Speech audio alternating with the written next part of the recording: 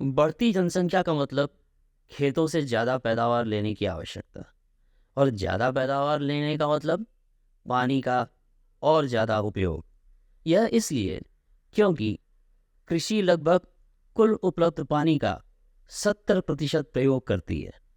अर्थ साफ है, आने वाले वर्षों में हमें पानी के प्रति ऐसा रवैया अपनाना होगा जिससे पानी की बचत हो, संचयन भी हो और हर एक बूंद से हमें ज़्यादा पैदावार मिले।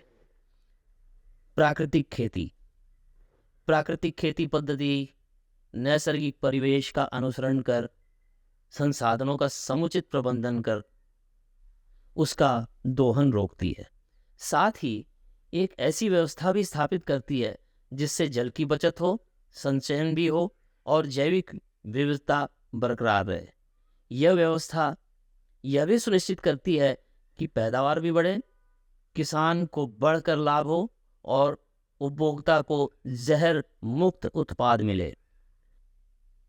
प्राकृतिक खेती पद्धति के इन गुणों को देखते हुए विगत कुछ वर्षों से पंडित जगतराम मेमोरियल ट्रस्ट का रुझान प्राकृतिक खेती पद्धति की तरफ हुआ है और हम पंजाब के होशियारपुर जिले और उत्तर प्रदेश के हाथरस जिले में लगभग 20 गांवों में इसका प्रचार और प्रसार करने में जुटे हुए हैं। प्रयास के दौरान हमें यह महसूस हुआ कि औद्योगिक हरित क्रांति के दौर के पहले कम संसाधनों के उपयोग से किसान कैसे उपज लेते थे, वो कैसे अपने संसाधनों का प्रयोग करके अपना जीवन यापन करते थे और जो उपभोक्ता हैं उनको शुद्ध आहार देने में मददगार साबित होते थे। इस प्रयास के दौरान हमने कुछ बुजुर्ग किसानों से बातचीत की। आइए देखें उनके वचन।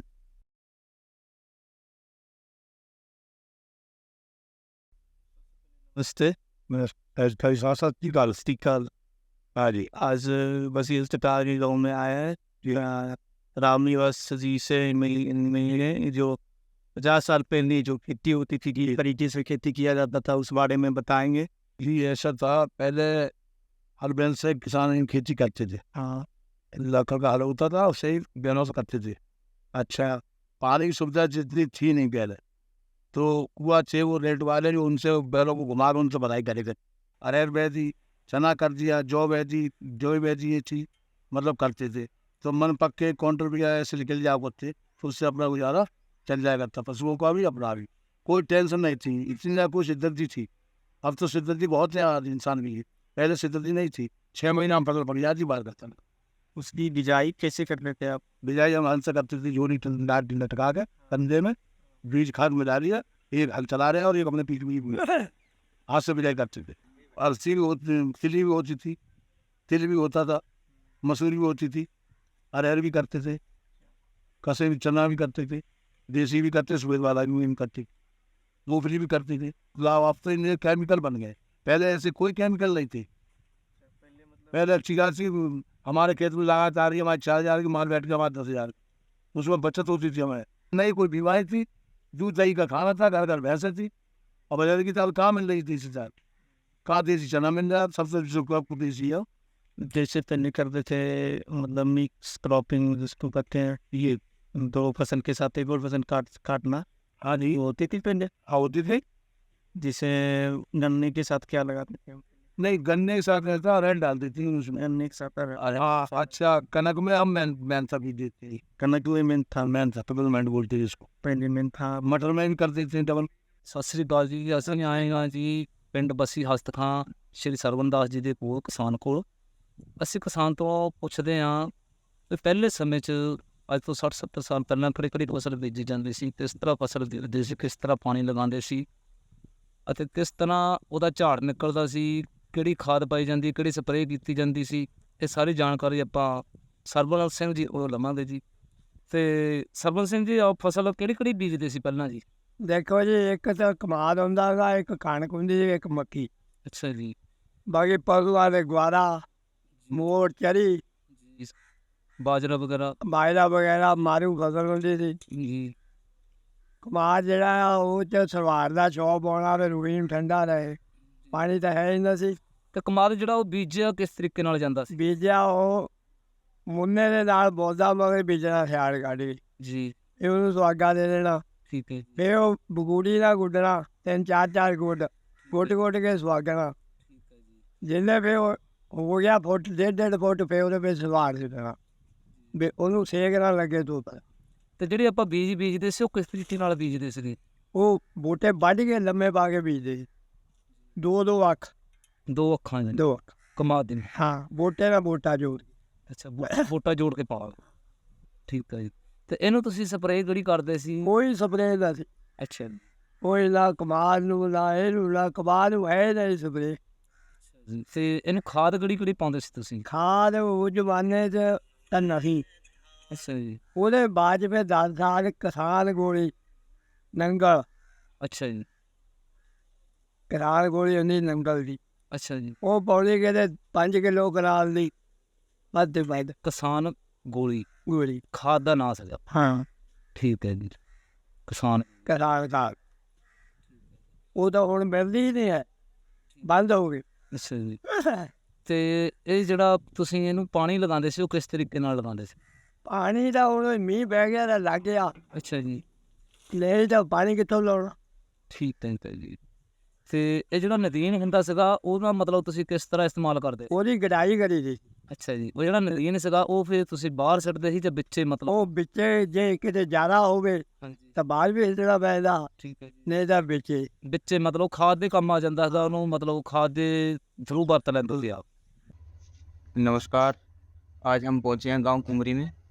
आज हम बाबा से मिल रहे हैं, इनसे बात करेंगे कि ये अपने टाइम में किस तरीके से खेती करते थे, क्या क्या इनके पास संसाधन थे, खेत जुताई कैसे करते थे, पानी के क्या सब उपाय करते थे, दवाई कहाँ से आती थी, बीज की कौन कौन सी मुख्य फसल लगाते थे, बीज कैसे बीजाई करते थे, सभी कुछ इनसे जानते हैं। बाबा जी अपना नाम सिंह चौहान जी। अच्छा, तो हम आपसे जानना चाहते हैं, आप सबसे पहले तो आप ये आपने अपनी उम्र में जो ग्राउंड वाटर है चुहाव कितनी ऊंचाई पे देखा है? हमने जी देखा हुआ कोई 18-20 फुट 18-20 फीट। सबसे पहले तो आप ये उस टाइम पे कौन कौन सी फसल लगाते थे? गेहूँ बाजरा। गेहूँ बाजरा। अच्छा जी। 2 फसल साल में लेते थे? हाँ 3 फसल नहीं लेते थे जैसे अभी तो आप इतनी फसल लेते हैं। अब 3 ले रहे हैं जब नहीं। तो आपने उस टाइम की खेती से और आज की खेती में क्या क्या चीज़ बदली हुई देखी है कि आज के टाइम कितनी बदल गई? सब सामान एकदम बदल रहा है भाई, हिंदुस्तान नहीं बदल रहा है। पानी देने के क्या संसाधन थे उस पानी देने के संसाधन था, हमारी उम्र में 2-3 संसाधन हो गए। फिर उस पहले फुट लगाते थे जी। बैलों पे। अच्छा जी। उसके बाद में रहर चालू हो गई, रेट बाल्टियों से पानी रख देते बैल के चलते थे। जी। उसके बाद में इंजन वगैरह और ये टूबेल चालू हो गए। अच्छा जी। टूबेल भी बंद हो गए। अब समझ सही सब टूबेलों के पानी के स्तर में बाटल ले दान से नीचे चला गया। जी ऐसा था। उस टाइम पे हम देसी खाद से ही खेती करते, ओवर की खाद।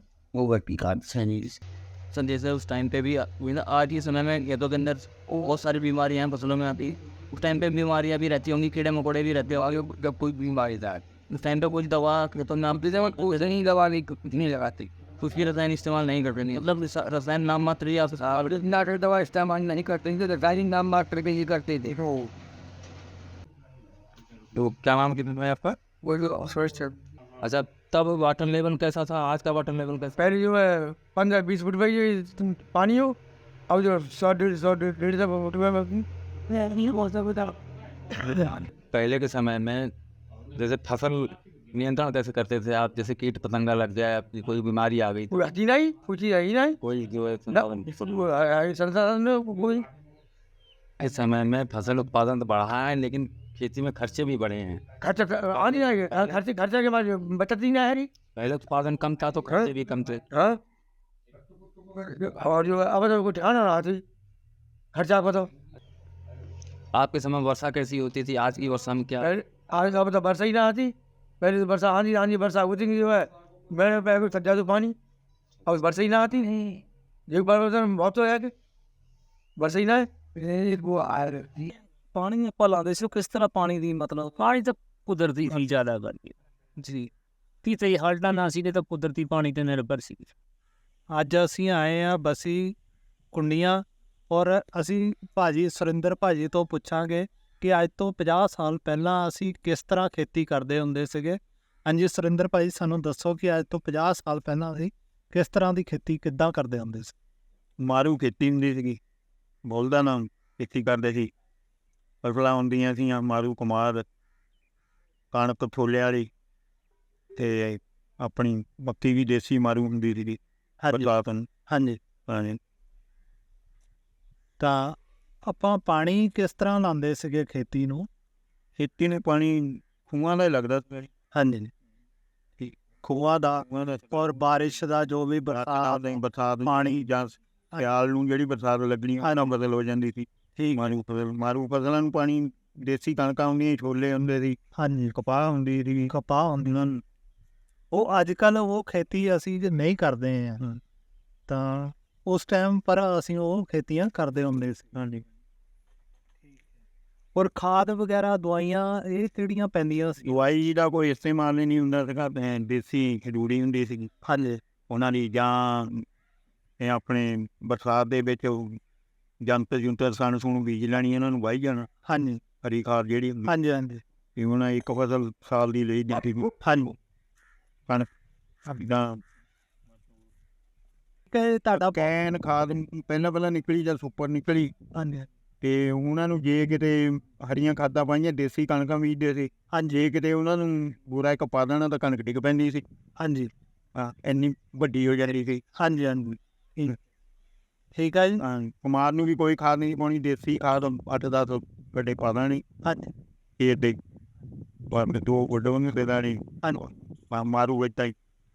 ਜਦੋਂ ਮੱਕੀ ਛੋਟੀ ਹੁੰਦੀ ਸੀਗੀ ਉਹਦੇ ਵਿੱਚ ਮਾਤਾ ਦਾ ਉਹਦਾ ਜਿਹੜੇ ਉਹਨੇ ਆਟਾ ਦੇਣੀ, ਮੱਕੀ ਵੱਢ ਹੋਣੀ ਨਾਲੇ ਪਾ ਦੇ ਵਿੱਚ ਮਾਂ। ਫਿਰ 10-15 ਦਿਨ ਬਾਅਦ ਉਹ ਕਿਹੜਾ ਜਲਦੀ ਫਸਲ ਬੀਜਣੀ ਹੁੰਦੀ ਸੀ। ਹਾਂਜੀ ਮੱਕੀ ਤੋਂ 15-20 ਦਿਨ ਬਾਅਦ ਦੇ ਮਾਂ ਤਿਆਰ ਹੋ ਜਾਂਦੇ ਸੀ। ਹਾਂਜੀ ਠੀਕ। ਤਾਂ ਮਤਲਬ ਇੱਕ ਖੇਤੀ ਵਿੱਚੋਂ ਕਾਫੀ ਸਾਰੀਆਂ ਫਸਲਾਂ ਲਈਆਂ ਜਾਂਦੀਆਂ ਸੀ ਉਸ ਟਾਈਮ ਦੀ। ਮੱਕੀ ਹੈ, ਮੱਕੀ ਵਿੱਚ ਦਾਲਾਂ ਬੀਜੀਆਂ ਜਾਂਦੀਆਂ ਸੀਗੀਆਂ। ਤਾਂ ਮਲਟੀ ਕ੍ਰੋਪਿੰਗ ਉਸ ਟਾਈਮ ਕਰਦੇ ਹੁੰਦੇ ਸੀ। ਤੁਹਾਡਾ ਬਹੁਤ ਬਹੁਤ ਸ਼ੁਕਰੀਆ ਜੀ, ਧੰਨਵਾਦ, ਥੈਂਕ ਯੂ ਵੈਰੀ ਮਚ। ਮੇਰਾ ਨਾਮ ਸੰਸਾਰ ਸਿੰਘ ਹੈ।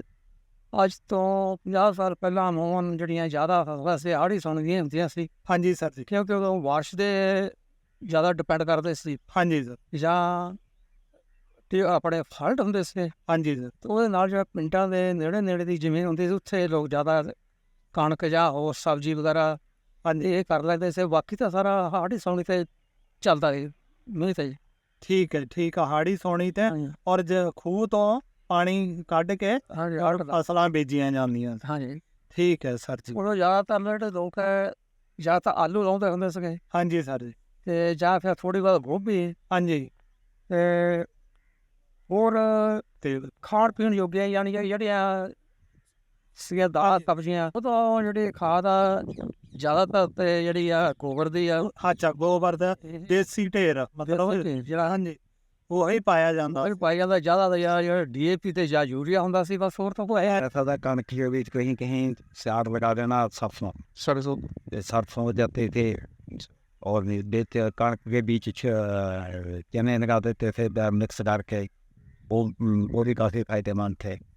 खाद खुद वगैरह जैसे देसी दे कैसे मतलब कृषि से जितना कि किसी के पास हर घर में पशु रहते थे, तो अब तो पशु रह नहीं, तो जितना भी इधर उधर का भी होता था एक दूसरे खरीद के भी डाल देते। नमस्कार, आज हम पहुँचे हैं परसारा गांव में।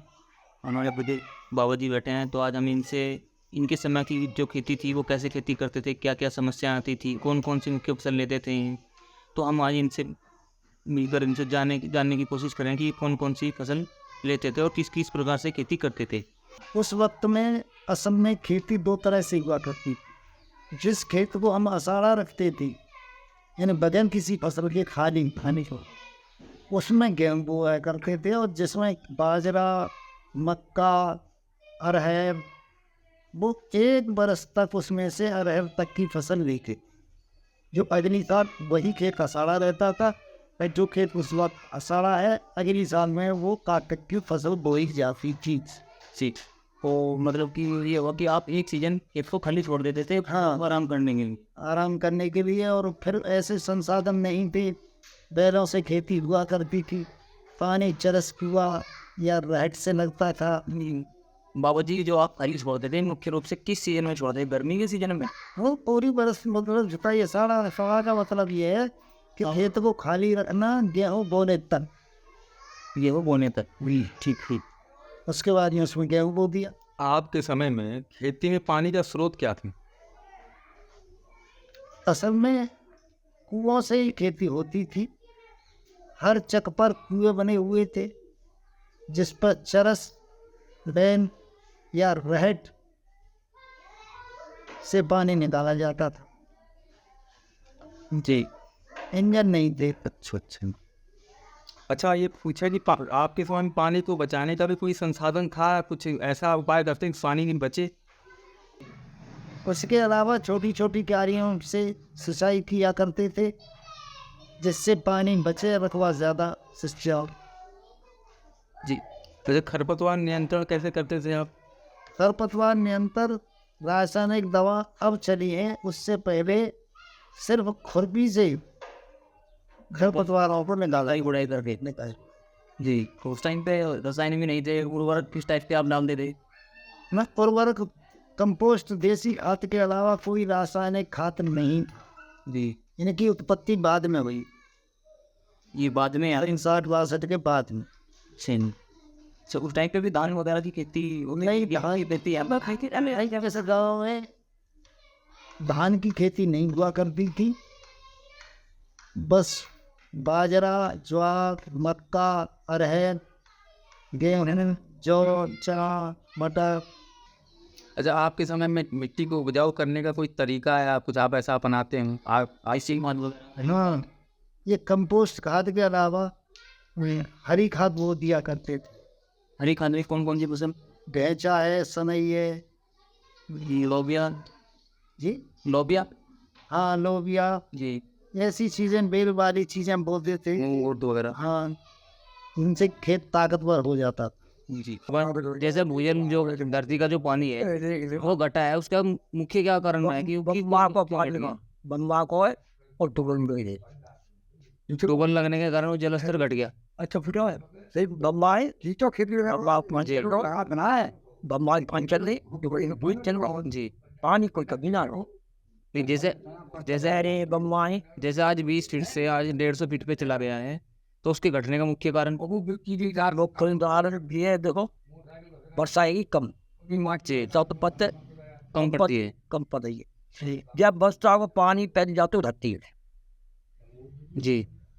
धरती जाते पानी, वो धरती नीचे तो ऊपर से पानी है नीचे था जी। तो अब डंडा दो नीचे से पानी आए, ऊपर से डालो पानी, ऊपर से नहीं आ रहे हैं। ऐसा ना है। तो हमने देखा कि हमारे किसान पुराने परिप्रेक्ष्य में किस तरह से भारी दिक्कतों के बावजूद भी अच्छी खेती कर लिया करते थे, संसाधनों का समुचित बचाव भी कर लिया करते थे और साल में 2 से 3 फसलें भी लिया करते थे। कई किसान इससे ज़्यादा भी फसलें लिया करते थे, जिनके चूँकि पानी का अभाव था, पानी के संसाधनों का अभाव था, तो खेती बारिश पर ही निर्भर होती थी और किसान इस तरह से जुगाड़ लगाता था कि बारिश के पानी का समुचित प्रबंध हो। खर्च कम थे क्योंकि रसायनों का उपयोग बिल्कुल नहीं होता था। खाद के तौर पर घर में उपलब्ध गोबर का ढेर का उपयोग किया जाता था। खेत खलिहानों में पशु रहते थे जिनके गोबर से खाद की भरपाई हो जाती थी। एक तरह से पुराने किसान विविधता को बरकरार रखने में काफ़ी ज़्यादा कामयाब होते थे, जो कि आज के दिनों में बहुत कम देखने को मिलता है। आसपास उपलब्ध संसाधनों और घर में उपलब्ध बीजों का ही प्रयोग किया जाता था। इससे खरपतवार और कीड़े मकोड़ों की समस्या कम होती थी। खरपतवार जो भी निकलते थे उन्हें हाथ से ही सफाई किया जाता था और खेतों में ही उनका संयोजन किया जाता था, जिससे वो खाद बन जाते थे। आज की तरह पराली को जलाने का नियम भी नहीं था। कभी कभी खेतों को सुस्ताने के लिए भी छोड़ दिया जाता था। इससे मिट्टी की उर्वरकता बरकरार रहती थी। ऐसे कई अच्छी बातों को हमें आज के दिन में अपनाना चाहिए। हमें ऐसा महसूस होता है कि आज के दिनों में संसाधन ज़्यादा हैं। हालांकि जो संसाधन आज ज़्यादा लग रहे हैं वो इस कारण से लग रहे हैं कि हमने आने वाले अपनी नई पीढ़ी से कई सारी चीज़ें उधार ली हैं। जैसे कुछ सालों पहले जो ग्राउंड वाटर लेवल हुआ करता था, भूमिगत जल, कई जगह 18 से 20 फीट पे ही पानी मिल जाता था। आज जहाँ पे हम काम कर रहे हैं, कहीं 100, कहीं 150, कहीं 200 फीट पर पानी उपलब्ध है। यह आने वाले पीढ़ी से हम उधार नहीं ले रहे तो और क्या कर रहे हैं। हमें प्रकृति की तरफ फिर से वापस लौटना पड़ेगा। जैसा कि हमने पहले बताया कि कई सारे किसान हमारे साथ जुड़े और उन्होंने ब्रॉडबेड सिस्टम और फरो सिस्टम को लेकर खेती आरंभ की, जिसमें पानी की काफ़ी ज़्यादा बचत होती है। लगभग 40 से लेकर 60% पानी की बचत होती है और फसल की स्वभाव के अनुसार उसे या तो ऊपर या रिज में बोया जाता है, जिससे कि भूमि, आकाश, गगन, अग्नि और वायु का ऐसा संयोजन हो सके कि पौधे लहला उठें। इस सिलसिले में जो हमारे साथ किसान भाई जुड़े हैं, हमने भी उनसे कुछ जानना चाहा कि उनका अनुभव प्राकृतिक खेती के जुड़ाव से कैसा रहा। ਹਾਂਜੀ, ਖੋਜ ਟੀਮ ਵਕਤ ਹੈ ਉਹਦੀ ਆਪਣੇ ਐਕਸਪੈਰੀਮੈਂਟ ਨਹੀਂ ਲੈ ਰਹੇ ਇੱਥੇ ਆਰਗੈਨਿਕ ਖੇਤੀ ਹੋ ਰਹੀ ਹੈ। ਤੇ ਉਹ ਸਾਨੂੰ ਦੇਖ ਕੇ ਵਧੀਆ ਲੱਗਾ। ਇਸ ਕਰਕੇ ਅਸੀਂ ਨਾਲ ਦੇਖ ਕੇ ਫੋਰਸ ਟੀਮ ਦੇ ਜਿੱਥੇ ਲੈ ਕੇ ਗਏ ਉਹਨਾਂ ਨਾਲ ਦੇਖ ਕੇ ਅਸੀਂ ਆਪਣੇ ਜੈਵ ਖੇਤੀ ਆ, ਯਾਨੀ ਕਿ ਕੁਦਰਤੀ ਖੇਤੀ ਦਾ ਕੰਮ ਸ਼ੁਰੂ ਕੀਤਾ। ਅੱਛਾ, ਇਹ ਜਿਹੜੀ ਕੁਦਰਤੀ ਖੇਤੀ ਆ, ਇਹਦੇ ਵਿੱਚ ਤੁਹਾਨੂੰ ਫਸਲ ਤੋਂ ਕੀ ਫਾਇਦਾ? ਮਤਲਬ ਫਸਲ ਦਾ ਕਿਸ ਹਿਸਾਬ ਨਾਲ ਝਾੜ ਹੋਇਆ, ਕਿਸ ਹਿਸਾਬ ਨਾਲ ਪਾਣੀ ਦੀ ਕਾਹਦੇ ਜਿਹੜੀ ਫੋਰਸ ਖੇਤੀ ਹੈ ਸਾਨੂੰ ਬੈਡ ਸਿਸਟਮ ਖੇਤੀ ਕਰਨਾ ਸਮਝਾਇਆ। ਉੱਤੇ ਬੈਡ 'ਤੇ ਖੇਤੀ ਕਰਨਾ 2 ਗੱਲਾਂ ਹੋ ਜਾਂਦੀਆਂ, ਪਾਣੀ ਘੱਟ ਲੱਗਦਾ ਅਤੇ ਆਪਣੇ ਰਸਾਇਣਿਕ ਖਾਦਾਂ ਘੱਟ ਪੈਂਦੀਆਂ ਅਤੇ ਪ੍ਰੋਫਿਟ ਜ਼ਿਆਦਾ। ਇਹ ਜਿਹੜੀ ਕੁਦਰਤੀ ਖੇਤੀ ਹੈ, ਇਹਦੇ ਨਾਲ ਤੁਹਾਨੂੰ ਮਤਲਬ ਕਿਸ ਤਰ੍ਹਾਂ ਦਾ ਫਾਇਦਾ ਹੋਇਆ ਜੀ? ਕੁਦਰਤੀ ਖੇਤੀ ਦਾ ਹੈ ਵੀ ਕੁਦਰਤੀ ਦੇ ਪਿੰਡਾਂ 'ਤੇ ਜਿਹੜੀ ਕੀਤੀ ਜਾਂਦੀ ਆ, ਉਹਦੇ ਨਾਲ ਬੀਜ ਵੀ ਘੱਟ ਲੱਗਦੇ ਆ, ਬੀਜ ਘੱਟ ਲੱਗਦੇ, ਸਮਾਂ ਘੱਟ ਲੱਗਦਾ ਅਤੇ ਖਾਦਾਂ ਜਿਹੜੀਆਂ ਉਹ ਵੀ ਘੱਟ, ਅਤੇ ਪਾਣੀ ਦੀ ਵੀ ਬੱਚਤ ਹੁੰਦੀ ਆ, ਬੀਜ ਦੀ ਵੀ ਬੱਚਤ ਹੋ ਗਈ, ਲੇਬਰ ਦੀ ਬੱਚਤ ਹੋ ਗਈ। ਇਸ ਕਰਕੇ ਇਹ ਫਾਇਦਾ ਹੀ ਫਾਇਦਾ ਇਹਦਾ, ਇਹ ਦੇਖਿਆ ਜਾਏ ਕਿਸੇ ਪੱਖੋਂ ਵੀ। ਜਿਹੜਾ ਤੁਸੀਂ ਫੋਰਸ ਕੰਪਨੀ ਦੇ ਨਾਲ ਜੁੜੇ ਆ, ਫੋਰਸ ਕੰਪਨੀ ਵੱਲੋਂ ਤੁਹਾਨੂੰ ਦੱਸਿਆ ਗਿਆ, ਸਮਝਾਇਆ ਗਿਆ, ਥਾਂ ਥਾਂ ਲਿਜਾ ਕੇ ਤੁਹਾਨੂੰ ਜਗ੍ਹਾ ਦਿਖਾਈ ਗਈ ਇਸ ਤਰ੍ਹਾਂ ਕੁਦਰਤੀ ਖੇਤੀ ਕੀਤੀ ਜਾਂਦੀ ਆ। ਹਾਂਜੀ ਹਾਂਜੀ, ਇਹ ਫੋਰਸ ਕੰਪਨੀ ਨਾਲ ਜੁੜ ਕੇ ਤੁਹਾਨੂੰ ਕਿਹੋ ਜਿਹਾ ਲੱਗਾ ਜੀ? ਫੋਰਸ ਕੰਪਨੀ ਦੇ ਨਾਲ ਜੁੜ ਕੇ ਸਾਨੂੰ ਬਹੁਤ ਵਧੀਆ ਲੱਗਾ ਜੀ, ਕਿਉਂਕਿ ਫੋਰਸ ਕੰਪਨੀ ਵੱਲੋਂ ਸਾਨੂੰ ਆਰਥਿਕ ਮਦਦ ਵੀ ਦਿੱਤੀ ਗਈ ਔਰ ਸਾਨੂੰ ਸਮੇਂ ਸਿਰ ਇਹਦੀ ਜਾਣਕਾਰੀ ਦਿੱਤੀ। ਇਹਦੇ ਨਾਲ ਸਹੀ ਨਾਲ ਸਮੇਂ ਦਾ ਫਾਇਦਾ ਉਠਾ ਸਕਦੇ ਹਾਂ ਸੀ, ਅਤੇ ਬਹੁਤ ਵਧੀਆ ਲੱਗਾ ਹੈ। ਅਤੇ ਫੋਰਸ ਕੰਪਨੀ ਦਾ ਸਾਨੂੰ ਇਸ ਪਾਸੇ ਮੋਟੀਵੇਟ ਕੀਤਾ, ਸਾਨੂੰ ਇਸ ਪਾਸੇ ਲੱਗਣ ਸਾਡੀ ਜ਼ਰੂਰੀ ਆ, ਕਿਉਂਕਿ ਸਮੇਂ ਦੀ ਹੋਦਾ, ਕਿਉਂਕਿ ਇਹਦੇ ਵਿੱਚ ਜਿਹੜੀ ਅਸੀਂ ਜਿਹੜੀ ਫਸਲ ਵੀ ਉਗਾਉਂਦੇ ਹਾਂ ਉਹਦੀ ਕੁਆਲਿਟੀ ਵਧੀਆ ਹੁੰਦੀ ਆ। ਰਸਾਇਣਿਕ ਖਾਦਾਂ ਦੀ ਉਹਦੇ 'ਤੇ ਘੱਟ ਵਰਤੋਂ ਹੁੰਦੀ ਆ, ਘੱਟ ਅੰਗਰੇਜ਼ੀ ਜਿਹੜੀਆਂ ਦਵਾਈਆਂ ਛਿੜਕਾਅ ਵੀ ਘੱਟ ਰਿਹਾ ਸੀ, ਅਤੇ ਕੁਆਲਿਟੀ ਵਧੀਆ ਬਣਦੀ ਆ, ਅਤੇ ਫਸਲ ਖਾਣ ਯੋਗ ਆ। ਜਿਸ 'ਤੇ ਆਪ ਵੀ ਫਸਲ ਵਧੀਆ ਖਾਵਾਂਗੇ ਅਤੇ ਹੋਰਾਂ ਨੂੰ ਵੀ ਵਧੀਆ ਕੁਆਲਿਟੀ ਦੀ ਫਸਲ ਖਿਲਾਵਾਂਗੇ, ਕਿਉਂਕਿ ਅੱਜ ਸਮੇਂ ਦੀ ਲੋੜ ਆ ਕਿ ਜਿੰਨੀਆਂ ਤਾਂ ਸਾਡੇ ਸਰੀਰ ਦੇ ਵੀ ਬਿਮਾਰੀਆਂ ਆ ਰਹੀਆਂ, ਅਤੇ ਸਾਡੀ ਜਿਹੜੀ ਆ ਖੁਰਾਕੀ ਤੱਤ ਜਿਹੜੇ ਸਾਡੇ ਪਿਓਰ ਨਹੀਂ ਸਾਨੂੰ ਮਿਲਦੇ। ਵਧੀਆ ਖੁਰਾਕੀ ਤੱਤ ਜਿਹੜੇ ਆ ਕੁਦਰਤੀ ਆ, ਕੁਦਰਤੀ ਆ, ਇਹਦੇ ਵਿੱਚ बहुत बढ़िया बताएंगे। आपका नाम? जमीर खान। आपके पिताजी का नाम? बीज का। हाँ जी, तो आपने इस बार अपने खेत में कौन कौन सी फसल लगाई है? तरबूज लगाई है, मक्का लगाई है। अच्छा जी, तो आपने जैसे तरबूज और मक्का लगाई है, आपने एक ही खेत में 2 फसल लगाई, ये आइडिया आपको कहाँ से आया? तैयार दिया, मतलब देख रहे हैं अनुभव करके टीम आई बिजनेस अच्छा दी हमें। अच्छा, टीम ने आपको क्या बताया कि सब्जी लगाओ और मक्का लगाओ। अच्छा, आपने इसमें बेड भी बनाई हुई है खेत में, इस बेड बनाने से आपको क्या फ़ायदा है? पेड़ बना के तुझे फायदा, पानी कम लगेगा गोदाम में, अच्छा, और गोदाम में रहेगी पूरी दी नहीं मैडम। अच्छा जी, और कुछ लगता है जैसे आप हो सकता है कि बेड बनाई है आपने, तो एक तो बरसात अगर आ जाती है, ज़्यादा पानी आपके खेत में, पानी से फसल बर्बाद नहीं होगी। बर्बाद ना होगी, बढ़िया रहेगी। दूसरा, रोग कम आएंगे, रोग कम आएगी, खरपतवार कम रहेगी। खरपतवार कम रहेंगे। तो आपको उम्मीद है, मेरे हिसाब से उम्मीद होगी कि हमारे खेत में इस बार पैदावार पहले से अच्छी मिलेगी। हाँ, पैदावार अच्छी मिलेगी। क्या इससे पहले क्या आप अपने खुले खेत में फसल लगाते थे? पानी ज़्यादा लगा तो खुले पेट में तो उसमें समस्याएं आती होंगी। समस्या आती, मतलब जो तरबूज करो या कोई चीज़ें तो वो तो लग जाती धरती में। अच्छा जी, हाँ, तो उससे क्या होता, गलन आ जाती थी, कलन आ जाती तो उसकी मतलब चमक खराब हो जाती होगी, हो जाती। तो उसका मूल्य सही नहीं मिलता होगा मार्केट में। सर ना मिल तो फल कर जाते तो बेकार है जाता। अच्छा जी, तो चलिए, आपको मतलब इस बार उम्मीद है कि आपको अच्छी पैदावार मिलेगी और अच्छी क्वालिटी की भी मिलेगी, जिसका आपको दाम भी बढ़िया मिलेगा बाजार से। बढ़िया मिलेगा, मतलब आ रहा जी, सर बहुत बढ़िया, धन्यवाद। ਅੰਨਣ ਪਿੰਡ 'ਚ ਪਰ ਸਾਡੇ ਨਾਲ ਕਿਸਾਨ ਵੀਰ ਜੁੜੇ ਆ ਜਿਨ੍ਹਾਂ ਤੋਂ ਅਸੀਂ ਨਾਂ ਪੁੱਛਾਂਗੇ। ਸਰ, ਤੁਹਾਡਾ ਨਾਂ ਕੀ? ਮੇਰਾ ਨਾਮ ਸੌਰਵ ਹੈ ਜੀ। ਸੌਰਵ ਕੁਮਾਰ ਜੀ ਹੈ, ਔਰ ਅਸੀਂ ਇਹਨਾਂ ਤੋਂ ਜਾਣਕਾਰੀ ਲਵਾਂਗੇ ਕਿ ਇਹ ਬੈੱਡ ਸਿਸਟਮ ਤੇ ਖੇਤੀ ਜਿਹੜੀ ਇਹਨਾਂ ਨੇ ਕੀਤੀ ਹੈ, ਇਹਦੇ ਵੱਲ ਇਹਨਾਂ ਦਾ ਰੁਝਾਨ ਕਿਸ ਤਰ੍ਹਾਂ ਗਿਆ। ਸਰ, ਤੁਸੀਂ ਸਾਨੂੰ ਜਾਣਕਾਰੀ ਦਿਓ ਕਿ ਜਿਹੜੀ ਤੁਸੀਂ ਬੈੱਡ ਸਿਸਟਮ ਖੇਤੀ ਕੀਤੀ ਹੈ, ਇਹਦੇ ਵੱਲ ਤੁਹਾਡਾ ਜਿਹੜਾ ਮਤਲਬ ਪ੍ਰਭਾਵ ਕਿੱਦਾਂ ਪਿਆ, ਕਿੱਦਾਂ ਤੁਹਾਨੂੰ ਇਹਦੀ ਜਾਣਕਾਰੀ ਮਿਲੀ ਔਰ ਤੁਸੀਂ ਕੀਤੀ ਉਹ ਖੇਤੀ। ਇਹ ਜੀ ਸਾਨੂੰ ਹੌਸ ਟੀਮ ਸੀ ਤੇ ਉਹਨਾਂ ਨੇ ਸਾਨੂੰ ਵਿਜ਼ਿਟ ਕਰਾਇਆ ਜੀ 2-3 ਟਾਈਮ। ਹਾਂਜੀ, ਤੇ ਉੱਥੇ ਸਾਨੂੰ ਦਿਖਾਇਆ ਗਿਆ ਬੈੱਡ ਦੁਆਰਾ ਖੇਤੀ ਹੋ ਰਹੀ ਹੈ ਉੱਥੇ। ਹਾਂਜੀ, ਤੇ ਬੈੱਡ ਦੁਆਰਾ ਖੇਤੀ ਦੇ ਕੀ ਫਾਇਦੇ ਆ ਹਾਂਜੀ, ਤੇ ਕੀ ਲਾਭ ਮਿਲ ਸਕਦਾ ਕਿਸਾਨਾਂ ਨੂੰ। ਹਾਂਜੀ, ਹਾਂਜੀ ਠੀਕ ਹੈ ਸਰ। ਹਾਂ, ਤੁਸੀਂ ਇਹ ਮਤਲਬ ਨੈਚੁਰਲੀ ਖੇਤੀ, ਹਾਂਜੀ, ਕੁਦਰਤੀ ਖੇਤੀ ਹੋ ਪਾ ਠੀਕ ਹੈ। ਇਹ ਖੇਤੀ ਕਰਨ ਦੇ ਲਾਭ ਤਾਂ ਜੀ ਬਹੁਤ ਹੈ ਜੀ, ਦੇਖਿਆ ਜਾਵੇ ਤਾਂ। ਇੱਕ ਤਾਂ ਇਸ ਦੇ ਨਾਲ ਪਾਣੀ ਦੀ ਬਚਤ ਹੁੰਦੀ ਹੈ। ਹਾਂਜੀ, ਦੂਆ ਇਹਦੇ ਵਿੱਚ ਖਰਪਤਵਾਰ ਜਿਹੜੇ ਹੁੰਦੇ ਆ ਉਹ ਘੱਟ ਹੁੰਦੇ ਆ ਜੀ। ਹਾਂਜੀ, ਤੇ ਦੂਆ ਜਿਹੜੇ ਨਦੀਨਨਾਸ਼ਕ ਅਸੀਂ ਵਰਤਦੇ ਆ ਹਾਂਜੀ, ਜਾਂ ਸਪਰੇਅ ਕੈਮੀਕਲ ਕਹਿ ਲਓ, ਉਹਦੀ ਘੱਟ ਹਾਂਜੀ ਉਹਦੀ ਵਰਤੋਂ ਵੀ ਘੱਟ ਹੁੰਦੀ ਹੈ। ਹਾਂਜੀ, ਤੇ ਇਹਦੇ ਵਿੱਚ ਜੀ ਇੱਕ ਜਿਹੜੀ ਹੈ ਨਾ ਕਿਸਾਨ ਦੀ ਮਿਹਨਤ ਆ ਉਹ ਘੱਟ ਲੱਗ ਹੁੰਦੀ ਹਾਂਜੀ, ਤੇ ਪਾਣੀ ਦੀ ਬਚਤ ਹੈ ਇਹਦੇ ਵਿੱਚ। ਤੇ ਹੋਰ ਵੀ ਹੈਗੇ ਕੁਦਰਤੀ ਖੇਤੀ ਨੇ, ਇੱਕ ਤਾਂ ਫਸਲ ਨੂੰ ਪੂਰਾ ਜੀ ਮਤਲਬ ਜ਼ੋਰ ਨਾਲ ਫਸਲ ਹੁੰਦੀ ਹੈ, ਜਿੱਦਾਂ ਕਹਿ ਲਈਏ ਪੈਦਾਵਾਰ ਵੱਧਦੀ ਹੈ। ਪੈਦਾਵਾਰ ਜਿਹੜੀ ਬਾਕੀ ਖੇਤੀ ਨਾਲੋਂ ਜ਼ਿਆਦਾ ਹੁੰਦੀ ਹੈ। ਔਰ ਤੁਸੀਂ ਵੀ ਬਹੁਤ ਸੋਹਣੀ ਗੱਲ ਕੀਤੀ ਹੈ ਕਿ ਪਾਣੀ ਦੀ, ਸਭ ਤੋਂ ਜ਼ਿਆਦਾ ਪਾਣੀ ਦੀ ਜਿਹੜੀ ਹੈ ਉਹ ਬਚਤ ਹੁੰਦੀ ਹੈ।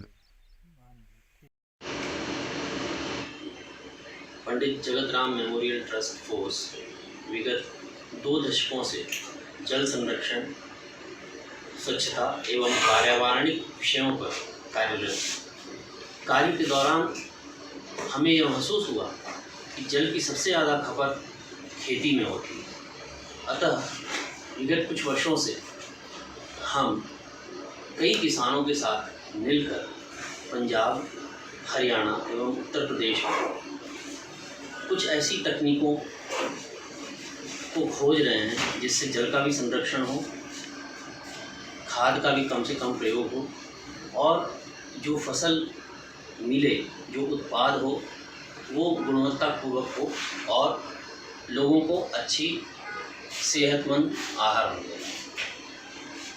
इस सिलसिले में हमने एक व्यवस्था की खोज की जिसे फगवाड़ा गुड ग्रोथ सिस्टम कहते हैं, जिसके जनक